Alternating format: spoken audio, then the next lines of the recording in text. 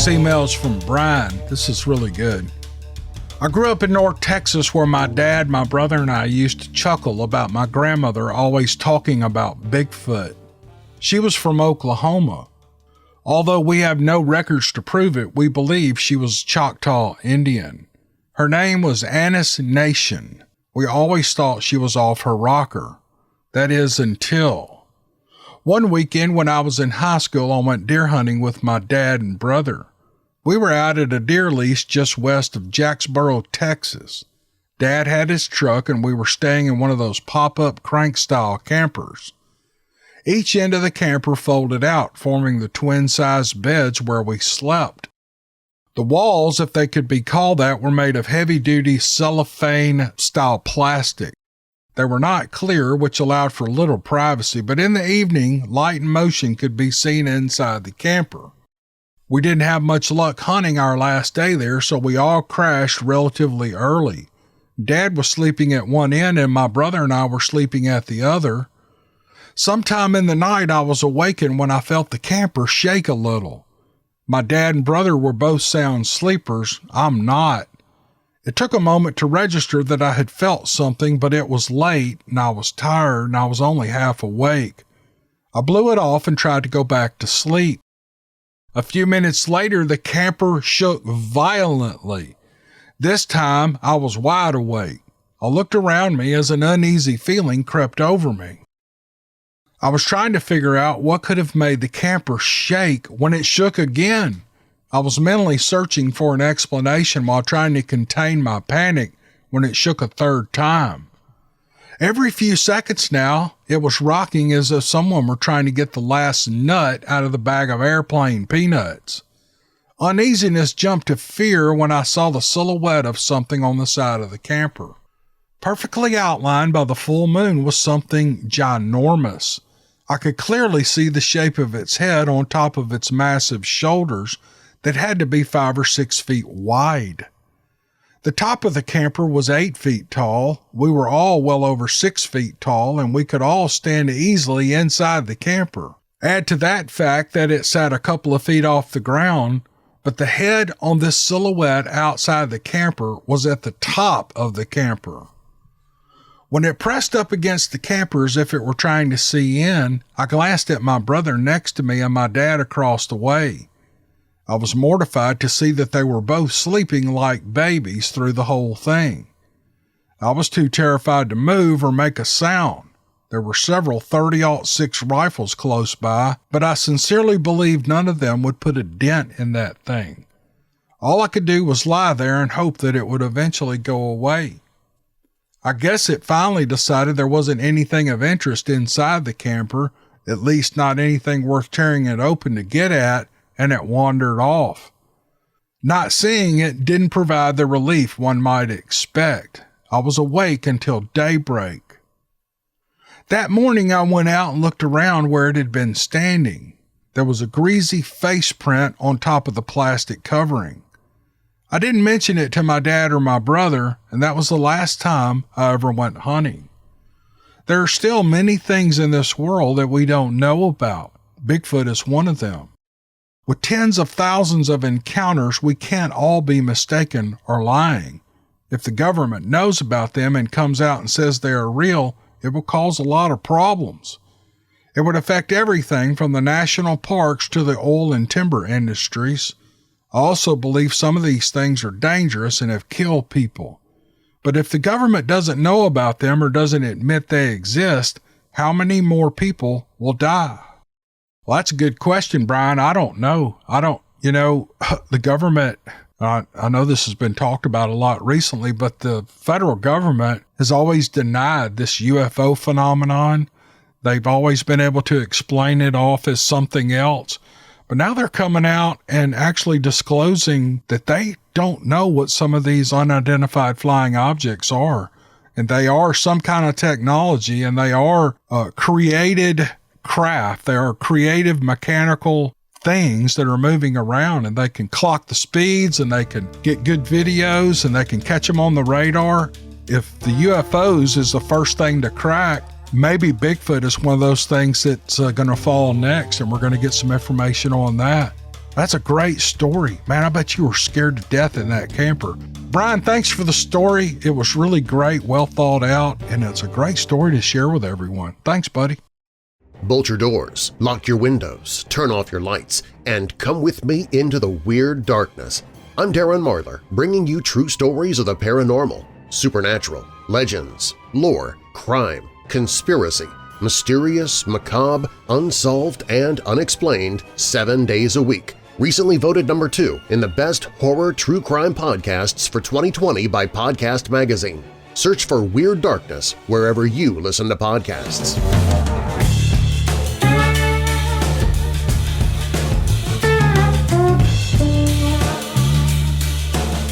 This event is written by Bob. Here's what he writes. It's usually about this time every year when I think about the event that I wish I could forget forever. We've told only 2 other people about what happened that damp week in the 1970s. We were on spring break from the University of Washington, and I wanted to get away from the whole rat race and spend some time out in the boonies. I wanted to do some camping, but more importantly, I wanted to spend time alone with my new girlfriend, Mary. She later said she would have been just as happy taking a nice long road trip down the Pacific Coast Highway in my Stingray convertible. I love that car and I still miss it. However, camping is what we did, and camping is what led us to that unforgettable event. Corvettes are not meant for camping out in the woods, so I asked a few of my friends about doing a vehicle swap for the next week. I was looking for a 4x4 with a halfway decent camper shell in case the weather went south, and my friend Chuck came through for me. He had a 72 Dodge Power Wagon with an almost new camper. He gladly handed over the keys in exchange for my keys to the Stingray. Mary and I were off to the woods in his truck, and as I would learn later, Chuck took the Pacific Coast Highway road trip in my Stingray. Mary and I were headed to a nice little campground with a boat landing on a small, lazy river where she had gone on a canoeing trip with her church youth group about 8 to 10 years earlier. It took longer than we expected to find the spot, but we finally arrived around 3 p.m. It might have been a nice campground when Mary was a kid, but that's not the word I would have used to describe it when we got there. The area was less than an acre in size, and time had not been kind to it. There were a couple of rusty trash cans, a large fire pit, and an old picnic table in desperate need of repair. I doubt anyone had camped there for some time.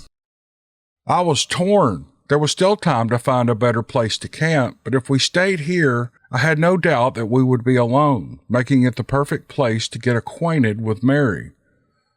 I offered her the choice, and she was all smiles about option number 2, so it was settled. We parked the truck and started setting up camp. Mary was raised in the outdoors, so it didn't take us long to get situated. She supervised, and I followed orders. Soon we had a nice fire going, and before dinner, we strolled around the campground hand in hand. We were surrounded by dark, thick woods full of old-growth trees and heavy underbrush, clear signs of a campground that was never used.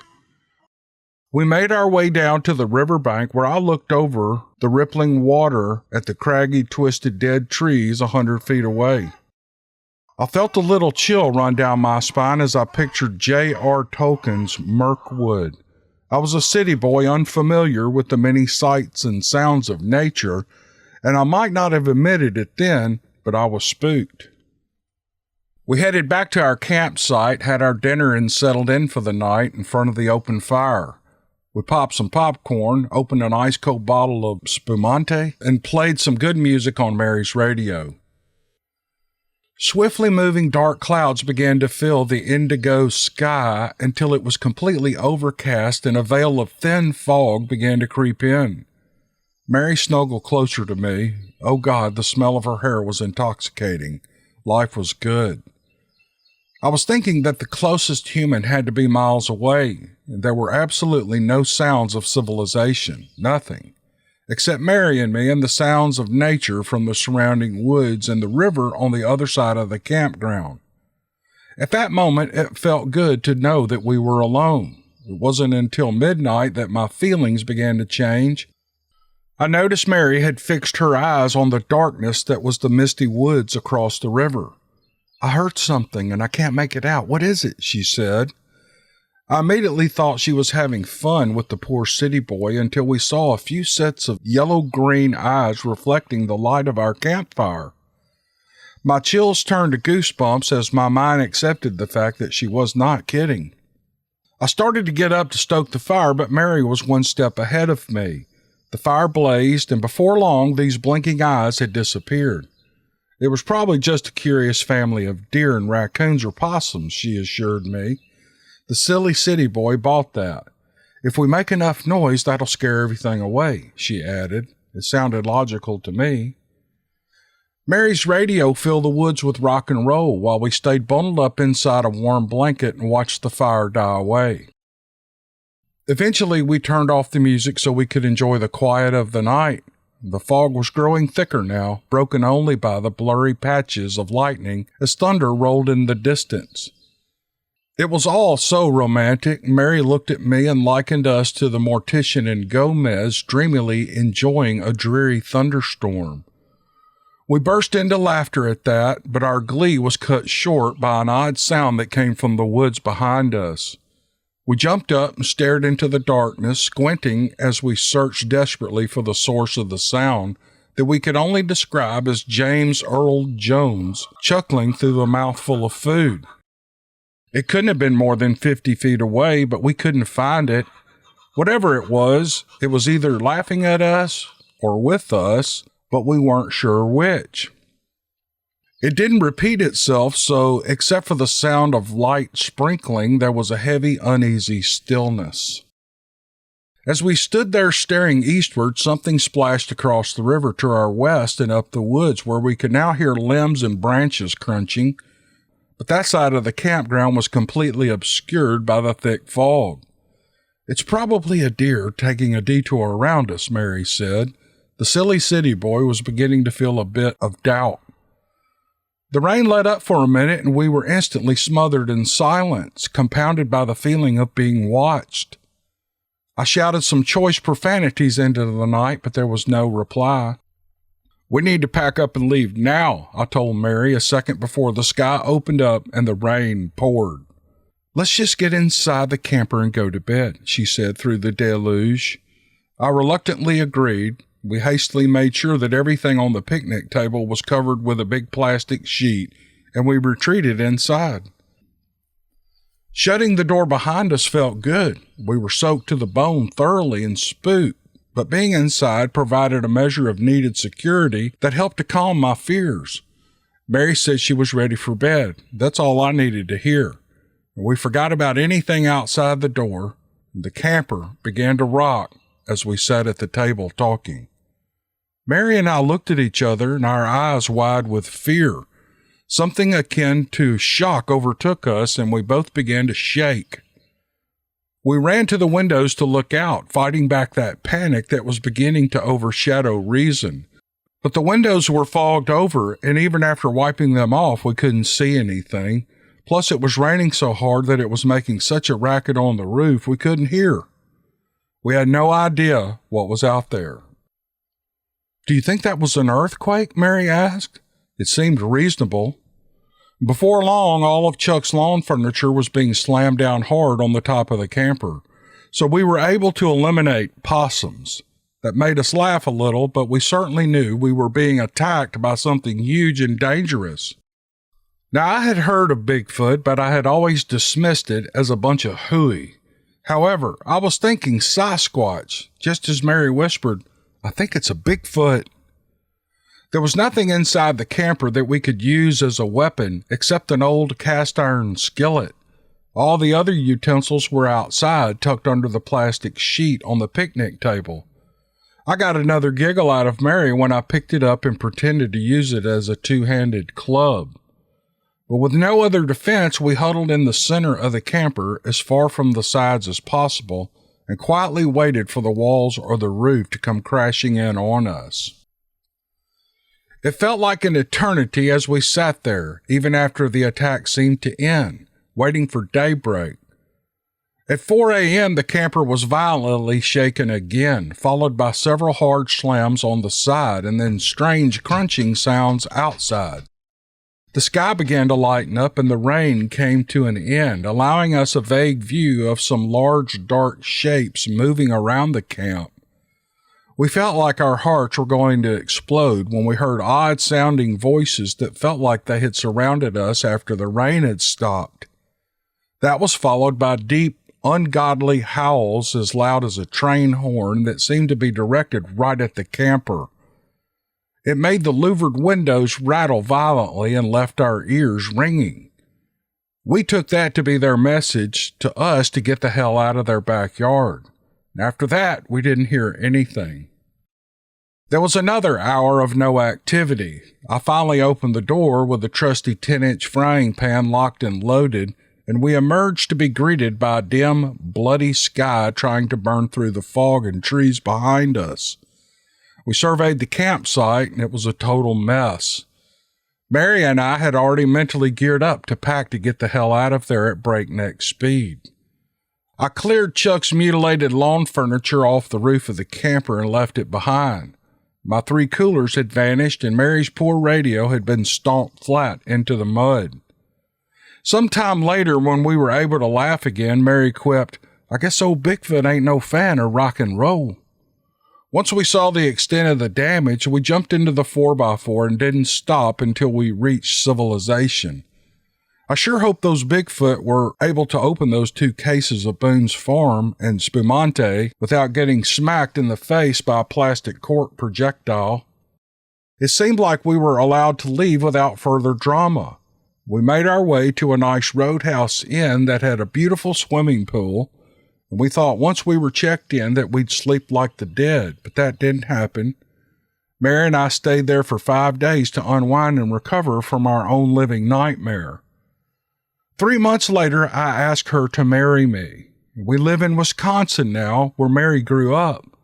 I've come to believe that she and Wisconsin are God's gift to an old city boy like me.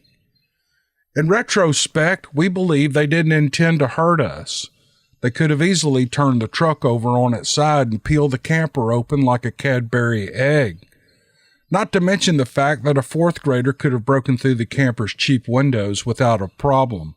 A good tap on the glass would have shattered it, allowing for one long hairy arm to reach in and yank either one of us out.